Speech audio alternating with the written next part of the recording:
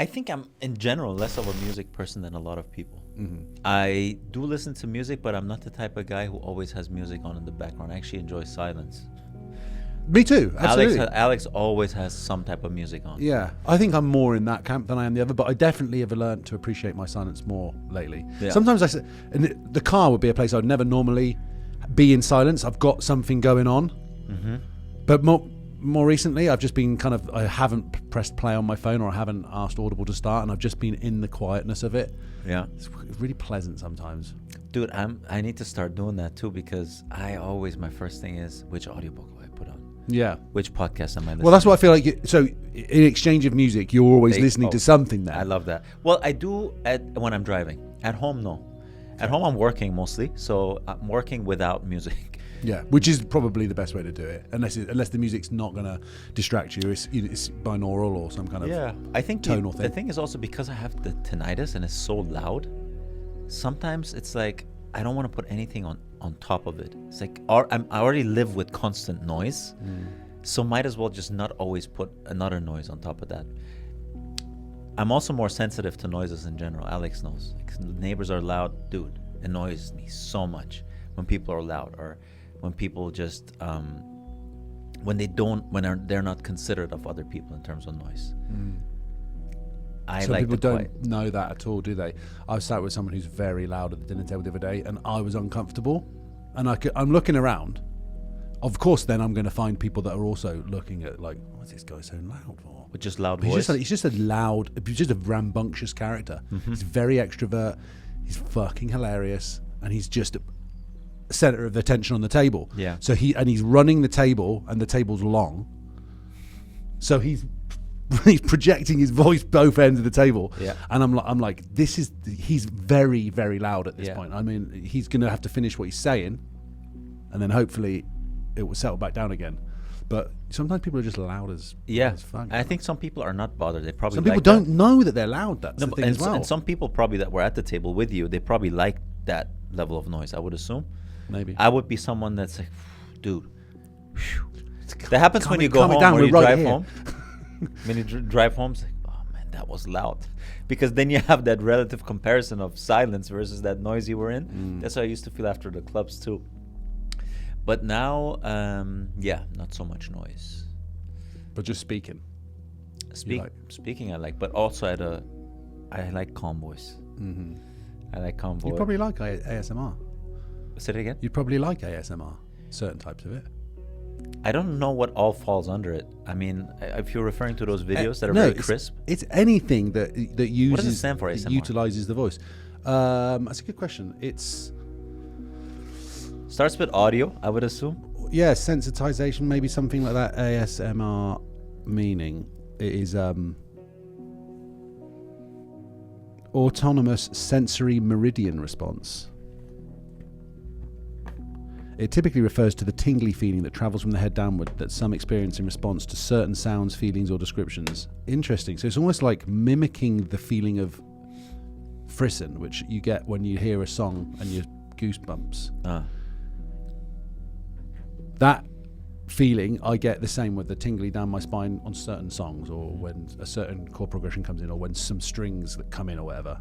But some people can get that from absolutely anything, including soft whispering, crinkling paper, or even gentle touch.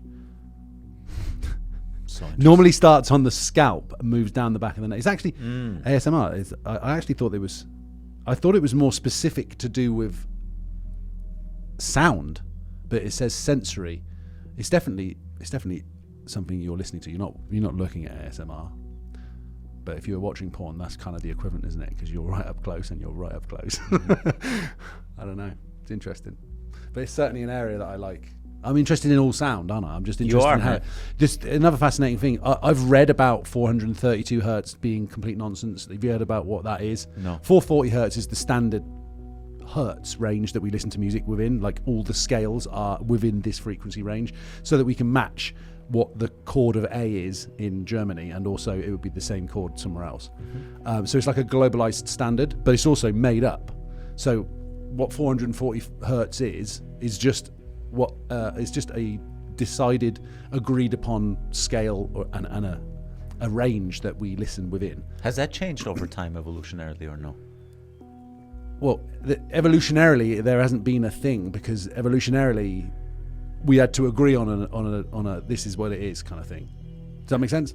But in terms of music, for example, or did the we're putting numbers to it in order for us to be able to identify and understand it. So they may not follow the same pattern in Indian music, for example. I'm pretty sure that they do produce, or at least music is released within the 440 hertz range. But there's a thing where, to make the long story short, it's hertz was created by the Germans, though. So I just had a conversation with my friend about this the other day, because he's a studio bod, and he's saying to me, "Oh, this is interesting. You know, this device can mimic certain things that can heal you." And I'm like, "Oh, I want to believe that," but I'm also a skeptic, because I've watched enough or read enough that I know that the hertz system is actually something that we created too. It's not something that we discovered. Like with certain, like the Fibonacci sequence, we discovered that, and we realized that it's a pattern that plays out when you scale things. But hertz is just for us to be able. It's like time. We placed numbers on it so that we could then communicate about it to other people and have a shared understanding of what this chord is, etc., etc. But 432 hertz, supposedly, if you pitch down tracks so that they're not in the 440 hertz frequency, but they're in the 432 hertz. Supposedly, they say this is the Schumann resonance, which is the resonance that our planet vibrates at. Now, so straight away, I'm already like, okay, sounds interesting. Like, I want to know more. But I've done enough research on that to kind of still have not made my mind up fully. Like, I really want to believe that we could play certain frequencies to people and our bodies react to them, and they can heal parts of, I feel that there's a lot of areas that I don't know enough about, so I'm not going to claim that I do. But I still not even sold even on that, on whether a specific hertz. You must have seen videos where 560 something hertz, the God frequency, or like this will make you feel like that. And maybe there's some real evidence behind that. There's certainly some evidence behind tonal frequencies and how they affect you and how they can potentially heal you. Are binaural beats part of that? Binaural beats, to my understanding, potentially, yeah. I think that's playing two different types of waves, one into one ear and one into the other, which supposedly maybe, I don't know, synchronizes things in some type of a way. I actually even do a meditation similar to this. I've always wanted to ask you to try it, because of all of the meditations that I do, it's the most, the least spiritual. So it's more like specific sounds that a particular laboratory has come up with in order to place the brain in the theta state. So I've got brown noise coming in one place, and you can hear certain things increasing at certain points as they say certain things, and then it kind of tones down. It sounds like you're in an aeroplane at various points. But this particular type of meditation is called the gateway process. You told me about that. I told you about it.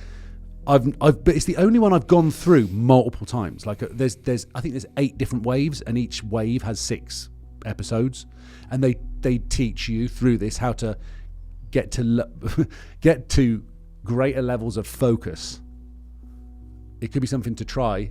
Obviously, we were having a conversation last week where we're like, got to be careful when you feel like you're getting too good at meditation, or like you're getting better at it, that you're avoiding the goal of what it's all about. But with this particular, I guess you would call it, I keep coming back to it. I keep finding benefit from it.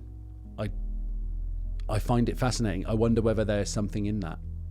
I've just been talking for a long time. It's all about sound and frequency. Yeah, you're just very interested in that stuff. Yeah. I don't know anything about it, man, so it's interesting for me. Do you ever meditate in complete silence too? Not enough, but yeah, sometimes. Is it when you say that this these waves get you in a deeper state? Do you feel like when it's completely quiet, your mind wanders more easily? Why is the? Yeah. For me, it's the opposite.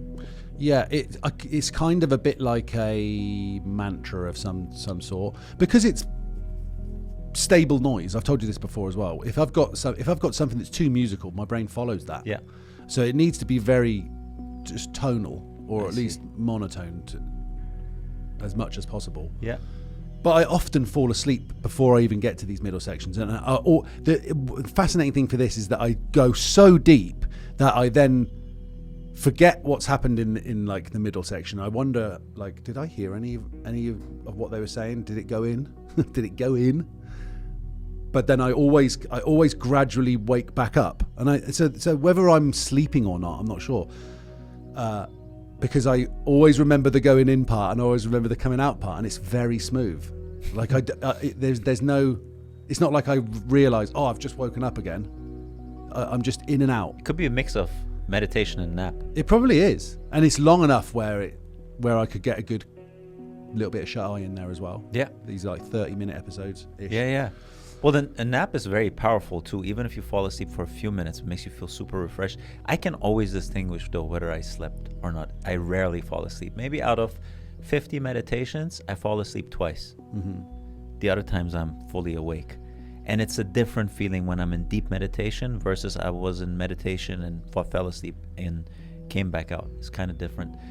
When it comes to music, I think I've started actually with music. I have these Bose sleep buds, and I play this tune that is called Atrium. It's almost like it's just very, like you say, it's very balanced tune. It's nothing that stimulates you emotionally. It's just very monotonous, really.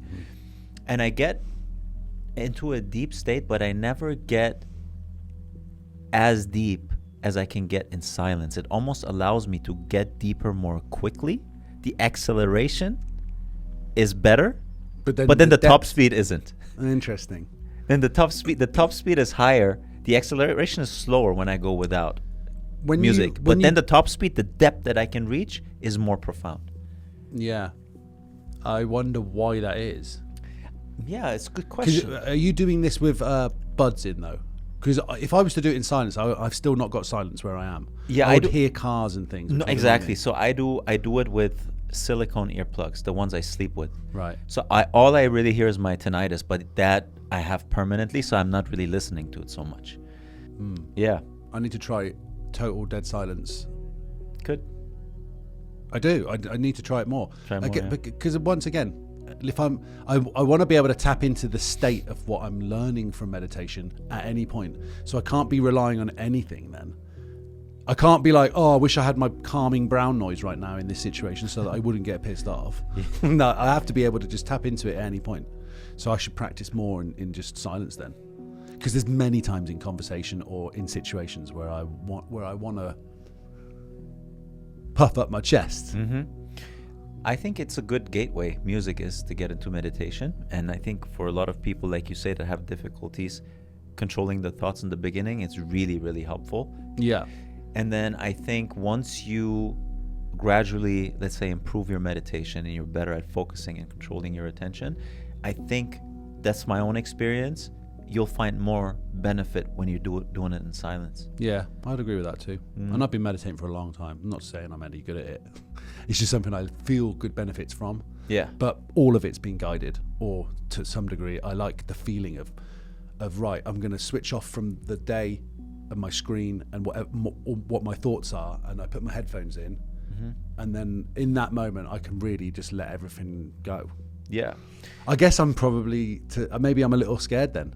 Scared's probably not the right word, but tentative to try it because I'm so comfortable with my current method. But why not give it a shot? Yeah. At some silence. Exactly, you could. And then one thing that I've also noticed when it comes to meditation is a lot of times what I would do is go through this schedule of meditation, or I'm going to sit down and meditate 15 minutes, done, boom, I did it. The thing is, what I realize is I'm making it again part of an action plan, a physical plan, and I make it part of a routine rather than really focusing on the depth and the quality of the meditation.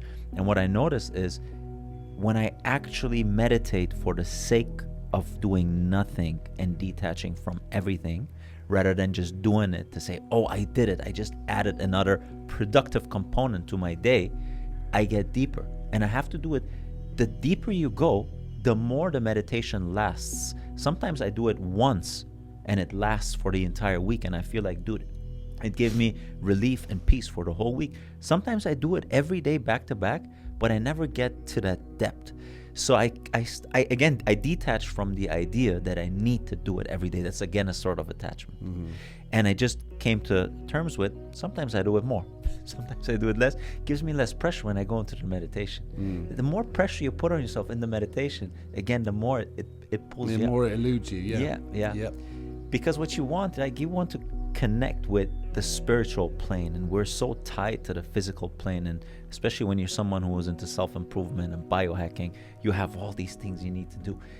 And it's important to find the balance of making meditation not just part of that routine, but really focusing on what it is you're doing there, which should be nothingness, really. Yeah. If you break it down, it should be nothing. It shouldn't be I want to improve. It shouldn't be I want to get this goal. Like, really, when it comes to meditation, the best meditations I've had is the more I can sense that I don't necessarily care for any output here. I'm literally just focusing on my awareness. And sometimes that is a day that is worth 7 days of meditation. And sometimes I don't get that deep. Dude, I absolutely love that. I've never thought of doing meditation like that before.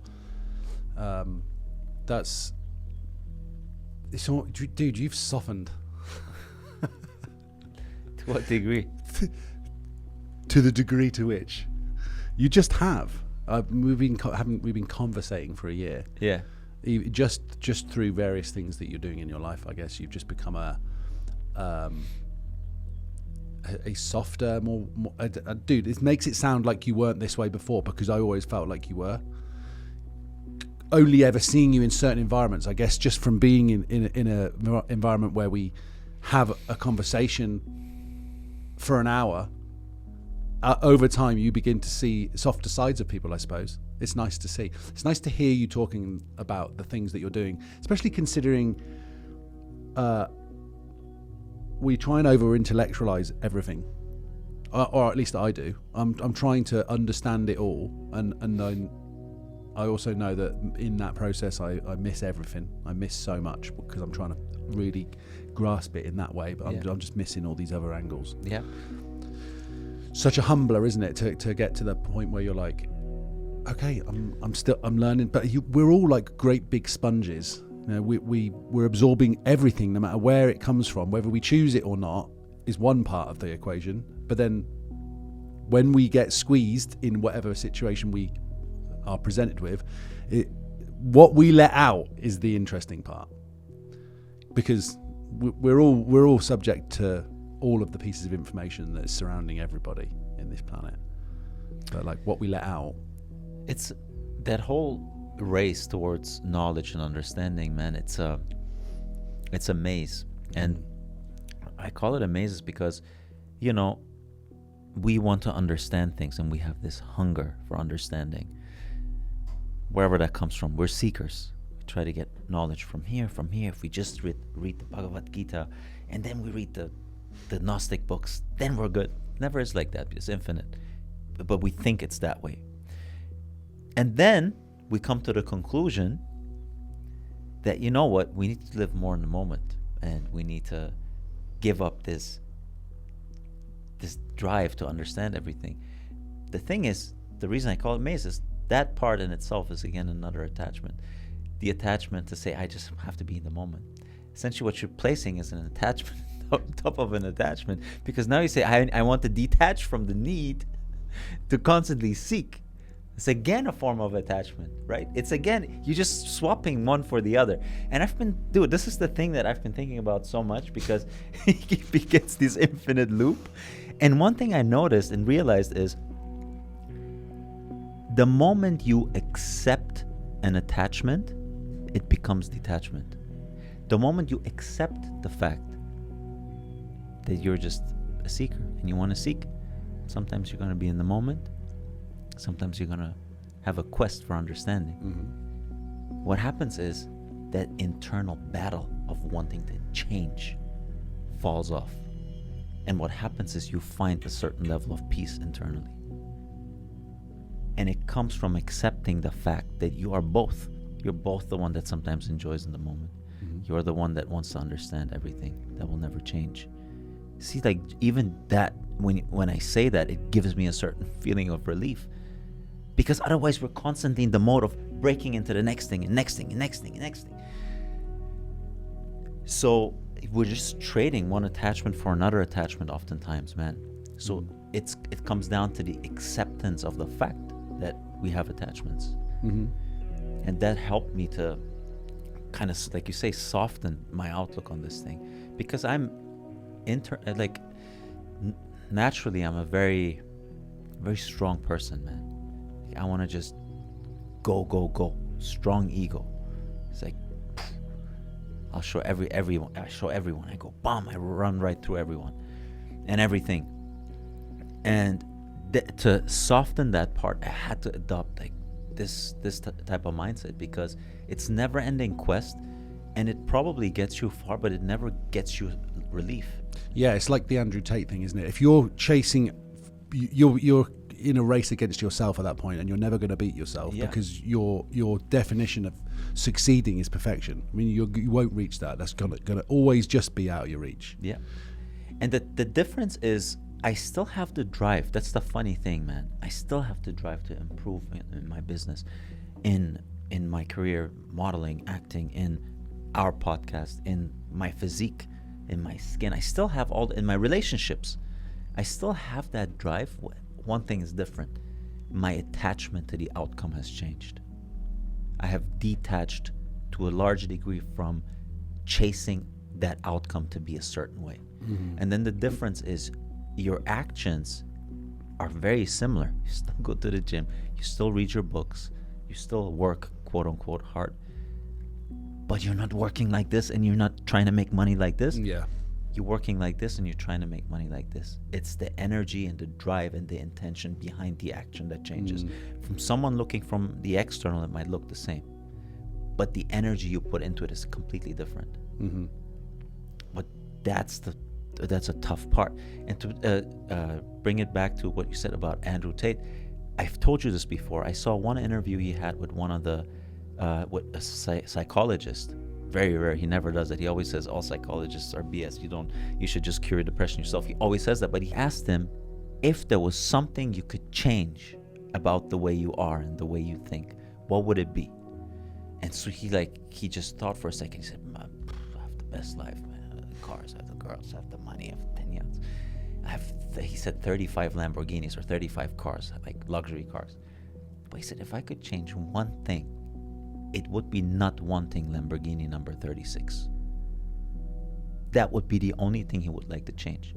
So essentially what he declared in that moment is, if he could change one thing, it's the need to change external status symbol number 36 in order to feel a certain thing. So really what he declared is he would like to unchain from the need to be Mr. Material. Yeah. Mr. Material, or to derive a sense of self from the physical world. That was his declaration. That's nothing else than what every spiritual text teaches you. Kingdom of heaven is within. That's literally, it's the summary of the Bible, if you really want to break it down. And that comes back to the discussion of peace. That's why I say, like, any faith that doesn't bring you relief is make-believe. It comes down to the relief, to the emotional stability, to the peace independent of the external world. That's really what every spiritual practice is. Yeah. When life is crazy and everything goes haywire, can you find a certain level of peace? When your internal conversation is crazy, can you bring it down to a certain level of peace? The more you can do that, you're in balance. Yeah. That's, I think, ultimately what we all strive for. We think we want the car and the girl and the house and the money and all of that, but really what we want is a certain level of relief. Yeah, and I think we know that from knowing that there are people that live in very obscure places that live very, very happy lives. We know that happiness is not tied to what we own, but in our culture and our society, we're led to believe that. We're led to believe that we should have that thing, and then we will feel that way, which is the opposite of what we preach, and we've come to know that it's the other way around. Yeah, My mom asked me, I spoke to her about this. She says, yeah, but Puya, if you think that way, what's going to happen to your goals? What's going to happen to your drive? All of that goes out of the window. A lot of people think that's what it means. And I told her essentially the same thing. I said, I'm still doing all those things. The only difference is how I feel about doing them. There is less fear involved. There's less attachment involved. There's less need for an outcome involved. The action is still the same. And the reason that's so different is when it's the other way around, your action and how you feel about it is dependent on the outcome being 0 or 1. If my action led to success, good, happy. If it didn't, I feel disappointed and sad. The other way around, when you do the action and you're able to detach from this 0-1 thinking of outcome, you're going to find more peace in the action itself, independent of the outcome. Yeah, I hear what you're saying. And the difference is, what you're doing is you're not trading the present moment for a possible future outcome. That's how you stay present then? For me, this is really what works. The staying present is by detaching from the future outcome. And realizing that you'll do your best. Unfortunately, the best, more often than not, gives you some control, but the majority of the outcomes, they can be out of your hand, man. I would say, yeah, a lot of them, most of them are. Most of them are. The real trick of it all is to just try your best.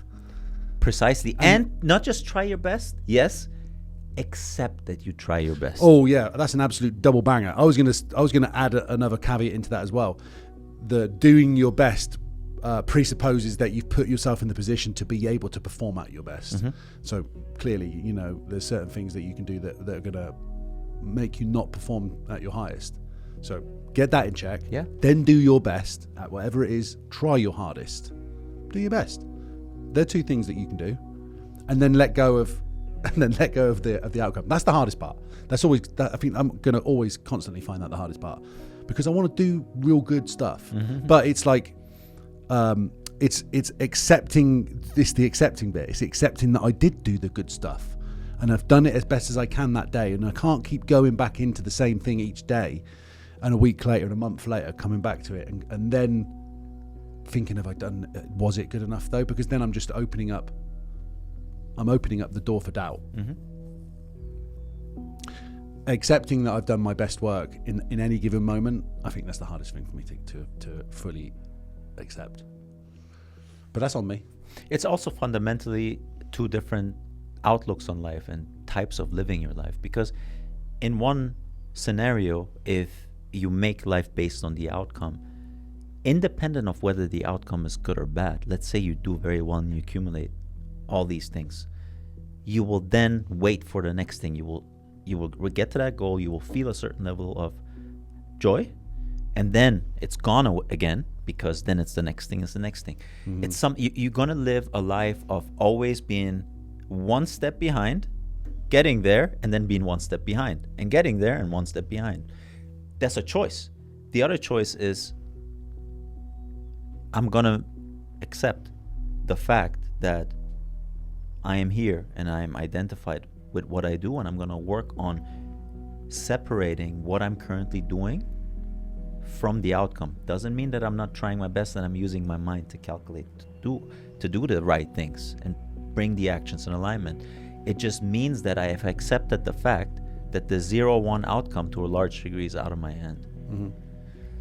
As long as I'm focused on the 1 and 0 outcome of it, I'm not going to be doing my best work anyway. That's like, they're connected. That's so funny, right? Because the moment you start doing that, all of a sudden, assume 0 is the negative outcome, 1 is the good outcome. All of a sudden, the ones keep increasing, man. Mm-hmm. It's almost like you've tapped into the frequency of the divine, because you seek the kingdom of heaven within, and only with man things are not possible. With God, everything is possible, right?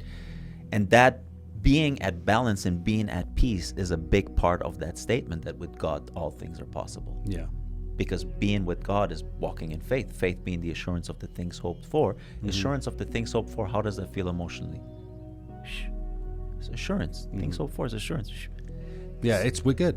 We're good. So really, every spiritual practice leads real spiritual practice, not spiritual ego, not to look spiritual. Real spiritual practice comes down to how much peace can you find amidst what life throws at you and how things are going.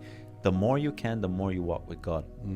And it's to be less concerned with talking and more in the gaps, the breaths in between, isn't it? The silence part. Yeah. Because we all want to talk about what we're doing and what we're up to and da-da-da-da, but it's most of the time. Well, ideally, you bring the speech in alignment with that.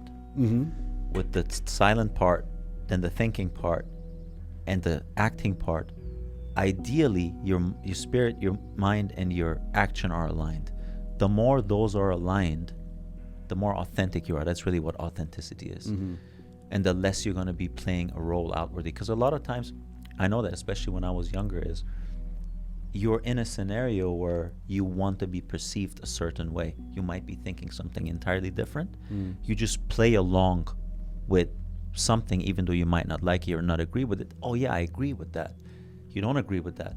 But what you're actually doing is you have a mismatch between your inner state and your external action. When you have a mismatch between your inner state and your external action, you're inauthentic. Anytime you're inauthentic, you're going to lose a certain level of self-respect. Yeah, so this makes me think of situations where I've agreed with things that I haven't agreed with in my head. Sometimes to go along with it, or to not ruffle the feathers, or to think, yeah, all right, well, it'll work its way out. But that's a challenge. That's a challenge to be able to put your voice out there, or to say the awkward thing. Well, the interesting part about that is you're absolutely right about that the ego even jumps into this type of scenario, and a lot of times what happens is people become overly disagreeable after they realize this. They just start going against the grain for the sake of going against the grain. It's almost trying to balance that out again, not realizing that the being disagreeable to that extent, just to be disagreeable, is just another form of ego. It's another form of inauthenticity. Authenticity is literally just bringing your inner state in alignment with your actions. So sometimes that's the case. You agree. Sometimes you disagree. So to the degree that you can speak that out, what you think, you're going to be authentic.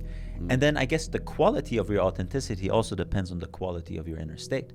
Because you can be authentic and be someone that people do not respect because you haven't maybe set enough and dissected your thoughts and your beliefs enough to form an opinion that other people respect. It might be a very superficial thought. Yeah, because you can have an opinion that people don't respect, but they respect you, the speaker of that. Correct. Because they know that you've sat with it long enough and it's due to your thinking. It's not something because also you don't want to be sat and you don't want to be the person who's in the conversation who's prodded around and follows anyone else's belief just because they're able to articulate it better. Yeah. Like you don't want to be I've mentioned this phrase before.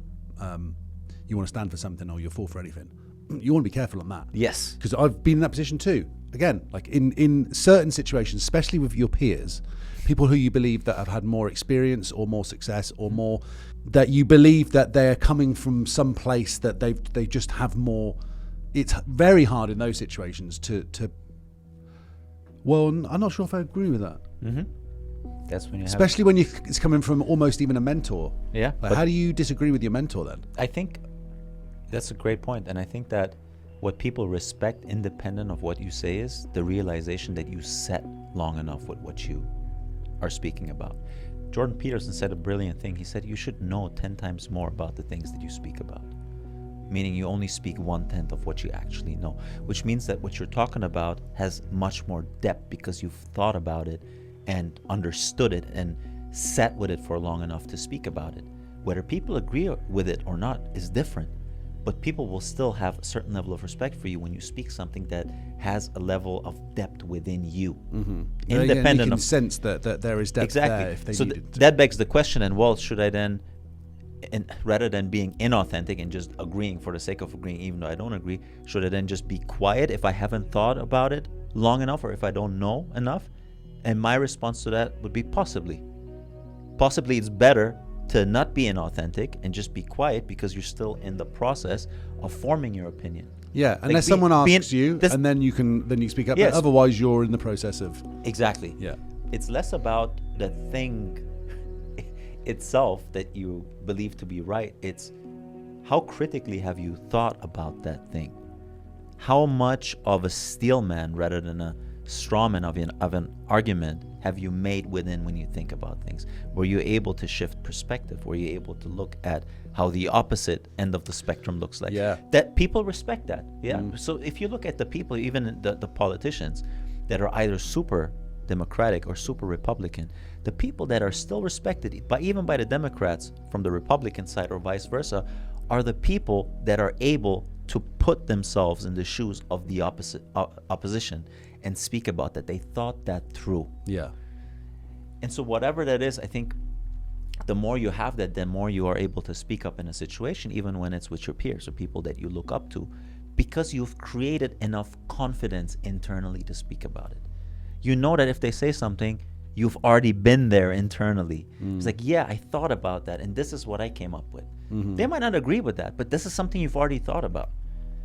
You will have much more confidence when you speak, much more likely to speak up, and you're much more likely to be respected. Yeah. We were going to talk about fashion, but we didn't even get into that. I suppose it's loosely attached to identity. It's not loosely attached. It is. It's a lot of my identity. What I choose. Yeah, what I've always chosen to wear. Looks too, in general. Yeah. You do a lot for skincare and hair care. The curl creams. How many curl creams have you been through in 2025, bro? Dude, I've been testing a few out, all right? We're doing a little bit of product development here. Yeah. What's the winner of the curl creams? The current curl one, the one that you got with the little spray bottle. One, huh? Yeah, that's a good one. That's a good one. But I don't tend to use very much hair products. I'm using only like curl cream type things now. Because you don't want it to flatten. Yeah, out, I don't right? want it to have weight where it goes down. So Same. I'm just kind of crunching it up. Want the bounciness. And then I let it do its thing. So anything that adds in the curl and is kind of like also moisturizing it in some way is good for me. But yeah, fashion is an interesting one. Specifically as well because Jack actually asked me a question. We were doing some content walking down the strip, and he asked like, how important is that? And especially for somebody who's a performer, and especially for somebody who's a model or an actor, how you present yourself goes way further than just what you're wearing. It's also your body language. It's also how you project your voice.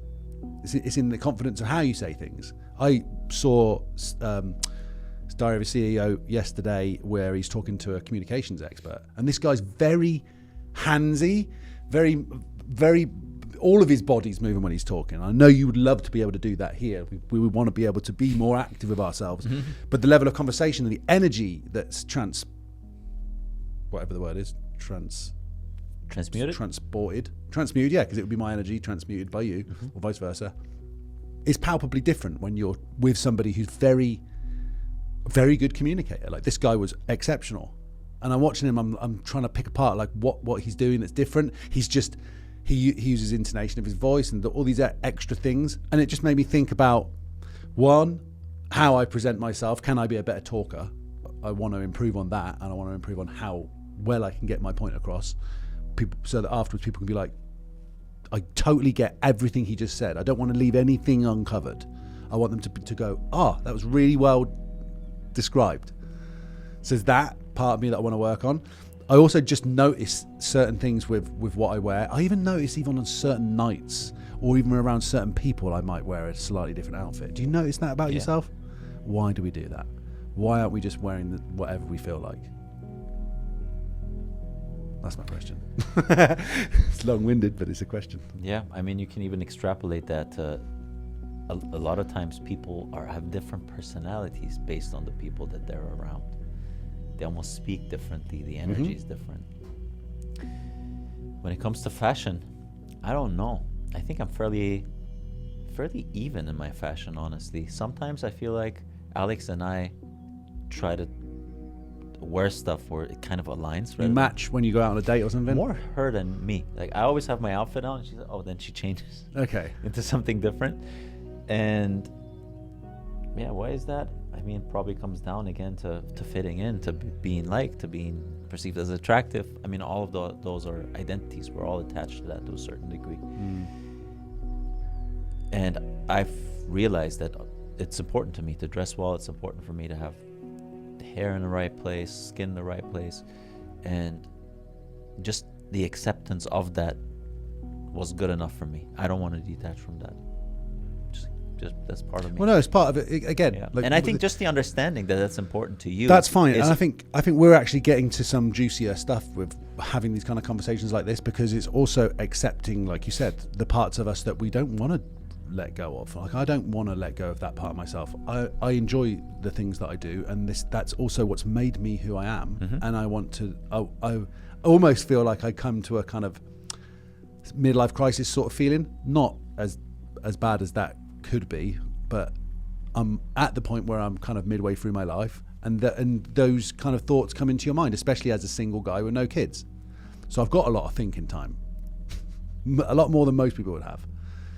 That's been great for me, but it's probably led me into some awkward places as well. But then we're all trying to get to know ourselves throughout the course of our lives. No one's in a different position. We're all trying to figure it out. But yeah, fashion for me is the same. Like it became fashion. It was a thing at school, I think. 13, 14. I think going into secondary school was the big thing, and then you got 5 years at the main school, which they would call high school in America. Mm-hmm. But then that's where everything comes into plain view. You know, your hormones kick in. All of a sudden, you're interested in girls, and then what comes with that? You want to make sure that you look as fly as possible. For sure. You got to get those kicks. So I remember when I was in school in Germany in grade maybe like 7, 8. My parents and we would always travel to the U.S. in the summers. That's why I love the U.S. so much, I think. Because since I was a kid, we would come to U.S. My parents loved the U.S. They would always tell me, boy, you need to come. One day you're going to live in the U.S. So I think that was imprinted from when I was a kid. Yeah, they said. And so we would come, and we discovered this store, Ross, Dress for Less. Cheap stuff, right? But I would get Tommy Hilfiger. I would get Levi's. Dude, you went back. Bro, I would get FUBU. Oh, dude. Dude, there was another Carl Kanai. I don't know that one. Hip hop brand. There's so many brands. Dude, I would buy all that stuff. Nike, Ross, you could get that stuff for like $5, $10 back then. Come back to Germany after the summer. Best dress can I? Bro. Just freaking iced out, man. I would just show up in school and I was like, whoa, where are the pants from? Where the shirt from? I was like, yeah, I was in the US in the summer. I always had those, like the cool clothes. Since then, man, I've been obsessed always with clothes. It was just something, like you say, it was just part of it. Everyone was like, oh, where's that from? So that gave you so much. Yes, that's it. And, you know? You brought back coolness from America, yes, essentially to culture in Germany that hadn't seen that. America was always cool. They only see it on TV. They're just like, wow. And you've seen all these rap stars, exactly, people wearing FUBU, and you're like, oh, I want to wear that. Exactly, man. Yeah, I remember even sometimes I would buy new shoes and I would want to sleep with them. My mom would have to force to take me wearing them? Yeah, wearing them. I wouldn't want to take them off. Madman. What shoes were they? I think, I remember those ones. The LA Gear. The ones that blink when you walk. Have you seen those? Dude, they must have been the sickest. Yeah, have you ever seen those? No, I'm not. Bro, these are like when you walk and the heel hits the ground. I've seen some kids wearing light up shoes. And nowadays. It would light up, but the difference was now it's a bar. It's like a full bar. Back then it was 2 dots. So the dots would just light up and go away. It was a black shoe, ankle height, with red, with like a little bit of red, and the light would flash red. Dude, you should get a pair of these. In Obertshausen, where I'm from, the little village, superstar. I would wear, dude, he's got the light up shoes. Yeah, I would wear the shoes. My mom would even tell me when I was even younger. This was when I was 9, 10 even. We would go to the grocery store in our village. The people would look like this. The Germans look. It's not like in the US. Yeah, because you rock in with your FUBU gear on, your light up shoes. The light up shoes. They couldn't cope, man. The Obertshausen was going crazy, man. So I was just walking around with that. But since then, man, it's like I always wanted to have something like cool, something that looks cool, you know? Yeah, dude. I have similar kind of stories, not specifically from getting to America and getting the absolute swag, but I had like weird things that I would wear at school. I had a bright yellow coat. I can't remember why I picked it up. It was a ski jacket. I don't ski. Never skied. I've done one lesson. But I wanted this bright beacon of a jacket. Neon. It was not neon, no, but it was very sun yellow. I see. Big black collar, always wear that up. I loved wearing that jacket, man, and I would never get cold in it because what brand was it? can't remember their brand. Helly Hansen used to do some of They those. did some bangers. Yeah. Helly Hansen did. You remember did some those? bangers, yeah. There was certain brands that I would wear. Like there was one that I couldn't believe that they even sold it in our local store called Spliffy. Spliffy was the store name? Spliffy was the character. It was Fido Dido. Do you remember that character? No. It was like basically a rogue company had done a rip-off. They'd taken the character, which was a cartoon kids character, and made like a bad version of him where he's smoking. And you could get Spliffy jeans with him on the back of the jeans and on the back of the jacket, but you could get them in the normal store. It's like, I don't know how that store didn't clock what they were selling, or maybe they did and they were a part of it, but all of a sudden there's loads of kids everywhere wearing Spliffy merchandise. That's crazy. I had a slamming vinyl bag, which was culturally something for me as well. So I had a record bag instead of a school bag. I had a record bag. Well, how's that different? Is it like you carry it like so this? It's meant to be. It's a strap that is across your back, and then it sits around your waist. So it's like a strap down here. It's like square. Yeah, because it's 4 vinyls. I but see. I would have my packed lunch in there, and I'd have my books in there. But it was a record bag. So from an early point on, I was identifying myself with the culture of the outsiders. The ravers, the kids that weren't listening to the pop music, were listening to rave or electronic or Garage. Garage, something different. Different, The different thing was the part of it that I think I was leaning into, though, because some of my most successful friends have like named their brands around being an outsider. The point of it in the rave culture is almost like we welcome everybody, so we kind of champion it if you're a little bit different. So if you want to walk around with a yellow jacket, it's all good, baby. It's wild. I toned the yellow jacket down in the later years. Like when I was 15, 16, I was like, nah, I just need a cool fire trap, sand coloured, sexy looking jacket. I was past my skiing years, but Was that your most iconic piece, the yellow jacket? the yellow jacket was for sure. Yeah, I've got pictures of me at school wearing the yellow jacket. Yeah. I must be known for that. I should actually ask some of my schoolmates when I go back home for Christmas. Do you remember, if there's anything you could remember about me from school, what would it be? And I wonder if they would say the fucking jacket. And the crazy thing, when you have a piece like that, you always want to wear it, even when the weather doesn't align. Of course. I'll roll the sleeves up in the summer. I had a T-shirt, so even in the winter, I wanted to wear it. I had this T-shirt that was, I still have it actually, bro. You will laugh if I tell you this. Even today, sometimes. I go on my laptop and I search for the T-shirt to see if there's a new version of it. Or? No, I just buy off. Oh yeah, if that pops up from somewhere in a vintage store, I buy that specific T-shirt. It's a very specific T-shirt. You won't. It's like very hard to find because of the fit. No, the T-shirt is just. It's a Dolce & Gabbana, original Dolce & Gabbana, and it's printed with it's a white T-shirt with a black D&G Dolce & Gabbana print, and then it has a cross, but almost like a graffiti, no logo. Yeah, okay. They made that. I think they must have made this in maybe 2004, 5. And back then, that was the craziest T-shirt on earth, bro. Like, if I saw this on someone at Sounds, a club in Frankfurt, close to Frankfurt. Did you ask him? Nightclub. Bro, that guy who was wearing it, I know the whole story afterwards. He was the absolute superstar back in the day for where I'm from. His name is Mirzad. And dude, he had Goku hair. He had like his hair was like spiked up and to the back like a cartoon, like a manga character. You know Goku from Dragon Ball Z? He looked like that and he wore no logo. Bro, he was bronzed. I think he went tanning like every day. He was a white guy from Bosnia, but he was bronzed. He was so dark. And he would put so much oil on his face too. Yeah. He was just shiny. Oh, bro. And then he wore this white Dolce & Gabbana, no logo. Bro, I told you how I was when I was young. Like I was 15, 16, inexperienced. But I started going clubbing with my friends. And I saw the guy. Dude, it was like... I can't imagine what you were just like, bro. I was like, I have to be like this like guy. My jaw this Bosnian oily man with the tinge. The Bosnian oily man. You're like, wow, this guy's my idol. Bro, no logo. And then how life works, man. At that time, I changed my soccer teams. I went from Offenbach to Rosenhut, different team.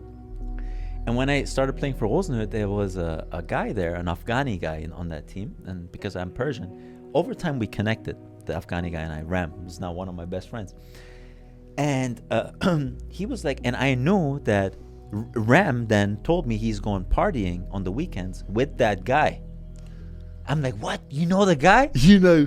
And I said, bro, this T-shirt, where's it from? I said, oh, Dolce. And he was like, Dolce Gabbana, man. I was like, yeah, easy. He was always the cooler guy. Yeah, we buy this stuff in Frankfurt. I'm like, no way. It was expensive too, you know? And then we became very close friends. And so I bought, in the beginning, I bought blank T-shirts. And we had a computer with a 56K modem. You have to sit there and have it connect. Bro, I found a graphic designer. I took a picture of that T-shirt, and I had him redo it like a fake, just a blank white T-shirt, and he printed it on it. And I printed it in every possible color because the T-shirt was like €10. Was it black, gray, pink? You just no logo. White, no logo. Dolce Gabbana, no logo. All of them fake. And then we went on vacation once, Ram and I. Bro, and I brought out a gray and a black no logo. It didn't exist. They only made it in white. Dude. He's like, bro, you got black no logo? I'm like, yep.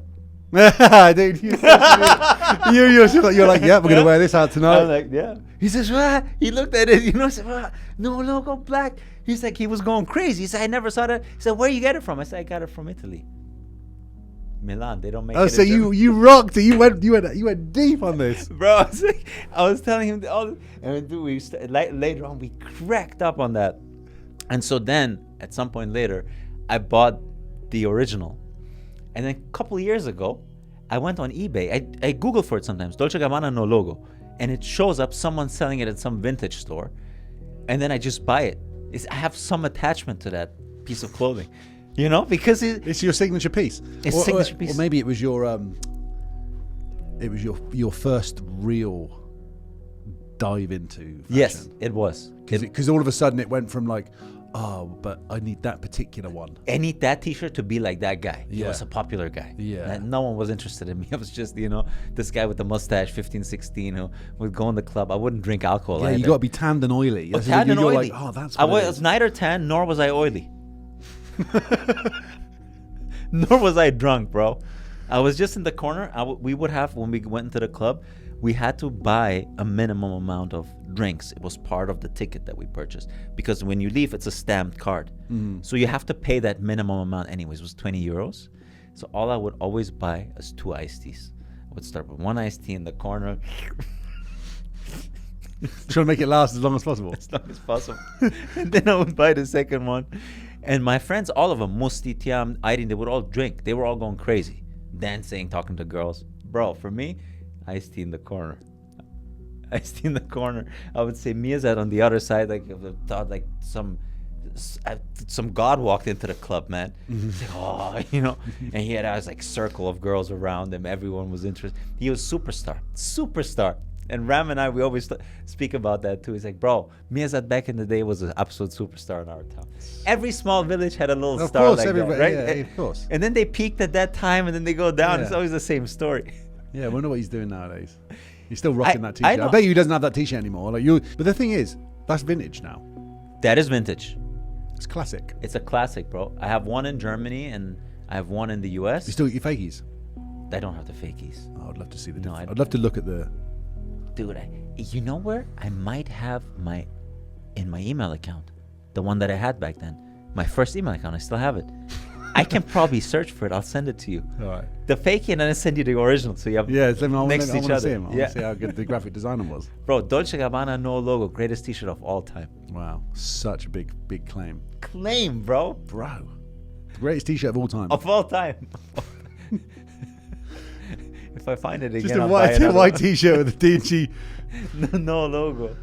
Wow, man. It was just for back in the day. It gave you that edginess, Yeah. It was fitted too. Dolce Gabbana, Italian fitted. Had you started going to the gym by this point? No, I was skinny. I was a soccer player, skinny. This is it. Super skinny. Yeah. Madness. It gives you power though. It gives you power of some sort. It's weird because it's only an item of clothing, but there's no difference, is there? With it on and with it off, but somehow with it on, you turn Armor. From Clark Kent into Superman. Yeah, and they're obviously like that confidence. I'm good to go. Yeah. I've got the T-shirt on today. But I remember certain nights that I would be out when I would be with my friends back, like going out in Swindon or in Bournemouth or somewhere like that, and always wanting to try and capture like nights where I felt really confident, I'll be like, right, well, what is it then about tonight? Why? And I'm like, it's definitely something to do with I felt good when I left the house. That moment where you kind of accept, right, I'm looking good from this angle, I'm looking good from that angle, right, check. And then at some point you go, all right. You hit it. That night you just hit it. Everything is falling in place. But certain nights you don't. Certain nights you look in the mirror and you can't get it right. Yep. And for whatever reason, again, you could be putting on exactly the same outfit. Yep, it's not the same. It feels different. But then some nights you do it and then you're like, I want to know what that equation is. What's the equation? That's the equation we search for. That's the confidence equation, bro. That's the belief equation, self-belief. Yeah, and now looking back, it's probably a lot of it is energy, is how you feel. It is, because you now know that not one T-shirt is going to make you feel better. It's hilarious to look back and think about the one that did, and that sent you on the path of fashion, and now how that's opened you out to now really truly being your style. You're not, what's his name, Metzen? Mirzad. Mirzad? Yeah, Mirzad. You're not worried. We should search for him on Google and put. Dude, it. I want to see what he looks like now. Yeah. I want to imagine if he's on his Facebook picture. He's still got the T-shirt on, dude. Bro. I'm gonna ask my friend Ram, because he used to party with him. Ram, what Mirzad was out of my league. He wouldn't party with me back then. But Ram probably has a picture with him from when they partied. Dude, I'd love to see. We're gonna picture. put that. If we can get that here. picture right there, straight in. Yeah, man. Crazy times, man. It is crazy, mate. I watched Cruel Intentions and it changed the way I dressed. What's Cruel Intentions? It's a movie with Reese Witherspoon and Sarah Michelle Gellar, and then this guy called Ryan Felipe, who was just a very attractive guy, blonde guy. So I'm like, Sarah Michelle Gellar was the woman that I fancied the most as growing up. She was doing that show too, Vampire. Yeah, Buffy the Vampire. Yeah. Okay. I think I've mentioned this story before as well, but like that movie, it came out in '99. This is around the same time that I must have been 15, 16, leaving school. So about to go into college, just getting rid of my acne, feeling like, there's some light at the end of the tunnel. I can, maybe people might think that I'm actually all right because I'm not going to have all this shit. And I'm like, right, I'm going to pay attention to everything I'm doing. I'm going to change my body language. I'm going to change. Yeah. And then I'm watching this movie and Ryan Felipe's just nailing every chick. That his character in this is that he is the guy that can nail anything. Basically, that's his character. Yeah. And he's able to manipulate his way into anything. Like his stepsister in the movie is Sarah Michelle Gellar, so they're not family, but they're basically sexual with each other, but through the means of them being step brother and sister. So she's basically setting him a challenge because she's also a pain in the ass. She's like, all right, well, if you think you can get with this girl, who's the daughter of the local priest or whatever, she's moving here. She's absolutely a white flower. You're never going to get anywhere near it. And he's like, okay. And then what do I get? She's like, well, if you succeed, I'll let you put it anywhere. And he's like, okay, bet. And he's driving around in like a 60s Porsche. Yeah. Like beautiful car. He's upstate New York. And the whole story pans out of him like manipulating this other girl into bed, but then in the process of it falling in love with her. Oh, the classic story. Yeah, then everything erupts on the other side of stuff, and then it's a tragic ending. Beautiful original play, I think it was originally. But anyway, long story short, again, this character in this, I was just like, oh, he's so swagged up. He's not doing anything special either. He was just wearing fitted black t-shirts, roll neck. Everything was just tailored. Immediately I was like, okay, I've got to ditch everything I'm wearing. I've got the yellow coats out. I can't be wearing this crap, spliffy jeans. And I need to be looking like a smart, like 16-year-old man. Yes. I need to get short. And I was like, right, got to go to the gym. I've got to wear tight black t-shirts. And that's when that whole thing changed. Yeah, we all chased that aura. Those people had that aura, Yeah. The Mirzad, the Ryan Felipe, they had that aura. Dude, bro, aura. That's what we wanted. He was so confident in that movie. And I think that's what I was really like, wow. I guess as a kid, confidence is what I was trying to get a hold of because I didn't have it. Confidence, self-belief, tied to the same kind of thing because I didn't feel that way about how I looked. Yeah. And that's when you tie confidence to something external, the way you look, your car, your house. Yeah. You get to that point at some point, and then you realize, well, actually confidence turns out it's something more profound than that. And then you try to find... It's more than something you just put on. Yes. It's a way of being. You know those people, like when you meet someone who has real aura? Yeah. The real aura I'm talking about. The thing that is not It's temporary. You can't It's- put your finger on it. You're can't put just like, wow, I want to ask this person more questions. Like, I don't know exactly what it is about them. Well, I just- I can see what it is, because I've thought about that. It almost seems like they don't give in to social norms to that degree. That's one thing. They're fairly convinced and stable in the way they think and act accordingly in alignment with that. So, for example, you see a lot of times when you're in environments where you're with peers or people you look up to, or like a top G walks in or the boss walks in, and then there is this behavior around that where everyone is trying to please that person, where everyone falls into this type of behavior to be aligned with that person who walks in. And then you see sometimes the people that are just, they're not shaken by anyone walking in. They just are themselves, independent of who they're talking to. And that's the people where you're like, there's something about it. And even then the top G is interested in those people. It's like, what is it that he's not a follower? What is it that he's not bending forward and backward from me? And that's because those people are so detached from this idea that because he's in this position, he's superior to me. Because he's driving that car, he's superior to me. They're detached from that because they know that the life here is one thing, but the divine, the spirit, the God, the internal state is a different thing. And when you connect with that, I feel like that's where the real aura is. That's where the permanent, not the temporary aura is. And we're also attracted to these people. I mean, look at all the spiritual teachers. Look at Buddha, Jesus. It's not like the religion was really there. There were people with real aura. And now thousands of years later, we're still talking about them. And there's a whole religion around them, right?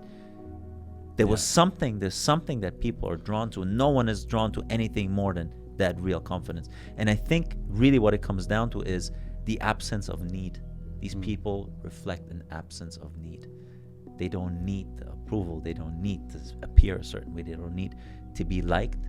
And really, that's what real confidence is. And people call that confidence, but it's more profound because those people are actually connected. They're closer to God. So you're connected to God. And so that person reflects a connection to God. It's like you want to be part of it. It's almost like they've mastered that part of you to a certain degree. I want to absorb that more. Yeah, absolutely, totally agree. Fully. The absence of need. Yeah, bro, that's a banger. It really is. It really is on that level. And I guess when I think about the Bible, specifically because being Christian, that's my kind of go-to textbook should I need some guidance on something.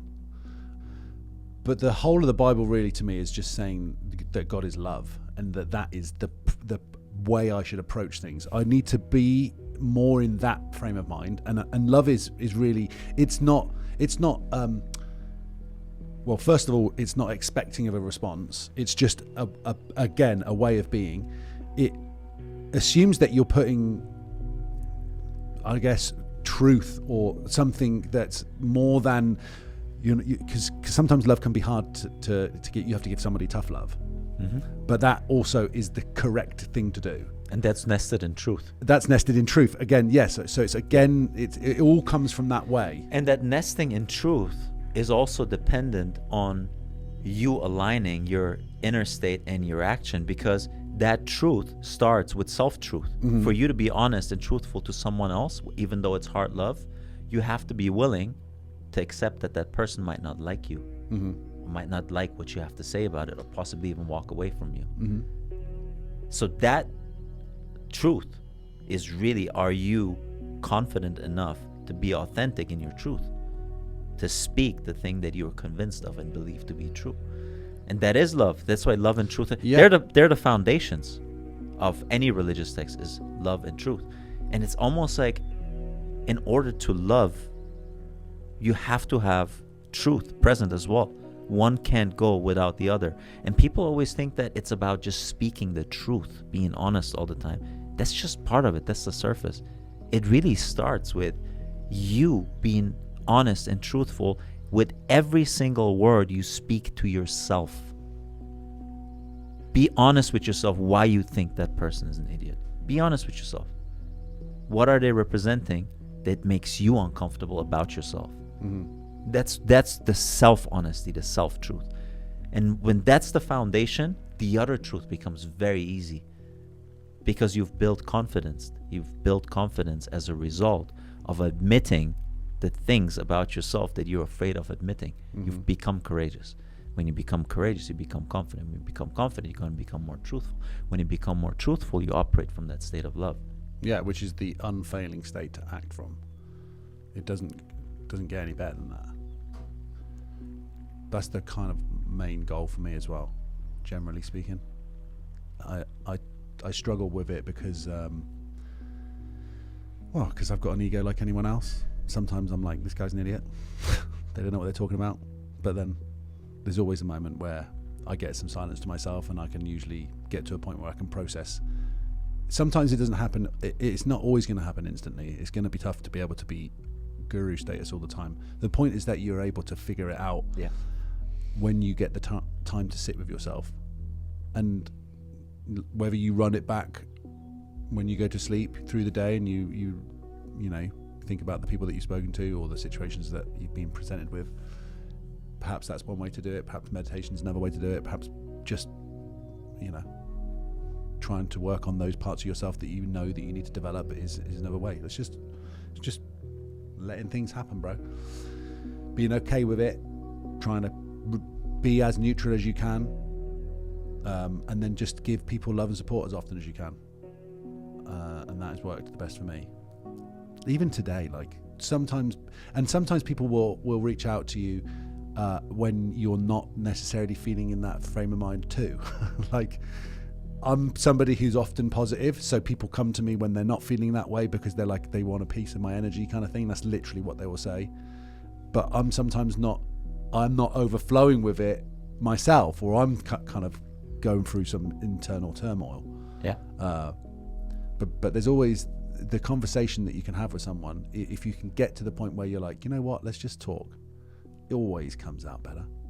Always feel good after it. And not feeling the pressure of you having to perform to be that high energy person. Yeah. I myself am that for a lot of friends. I'm dispositionally very happy, high energy. So I always felt like I made that an identity. Yeah, like you had to be on all the time. It had to be, yeah. And when I made that an identity, I always had to act that out even though I didn't feel like that. And it's that, again, attachment to that identity and the acceptance that, yeah, most of the time you are the happy person, but sometimes you're not. That's perfectly fine. Yeah. You know, coming to terms with that, again, it relieves, man. It all comes down to this relief of having to act out something that is inauthentic. Like it really, that's the fundamental reality of all of that, is just being okay with it and being okay without it, man. It's like you don't have to attach a single identity. You can be in no man's land. You can be everything and nothing at the same time. You are everything. You are that, and then you are that, and then you are that, and you're that in the job, you're that in your relationship, you're that in one social circle, you might be that in a different social circle. Who cares, man? That's how it is. Just accept that and take that pressure off of you. That's, I think, a big step forward. Yeah, it's the main step forward, I think. Because once you release that pressure from yourself, you then open yourself up to all of the other opportunity. And it will flow to you so much more readily when you accept that you don't know where it's coming from always. And it may be, you know, whether you say God's going to deliver it or whatever the method is for you to be okay with letting things just play out and just get yourself in the right position for it. I've said this before about a basketball player, you know, Kobe Bryant. He's going to be in the right position more often than he's not, meaning he's going to score more hoops than anyone else, more than the next player. So get yourself into the position to receive the ball and then let the ball come to you. Just like that's what we're going to do tonight. And it will be on me if I'm not in the right position, right? Yes. So there's a responsibility, but it's not so heavy that it has to bear down weight on people. It's just get yourself into position, be in an open space, be ready to receive. Yes. That's it. Be open and be ready to receive. That's the banger. You can write that down. Yeah, you really can. And take the pressure off of you thinking that because 0 or 1 was not what you expected it to be, that you didn't do your best. Again, a lot of 0-1s are outside of your control. A lot of it is, man. Yeah. You can do your best, and you can do your best. You can do your best, and sometimes it works out, and sometimes it doesn't. And funny enough, if you keep acting without having your eye on the prize all the time, and you just chill, turns out the prize in itself comes closer to you.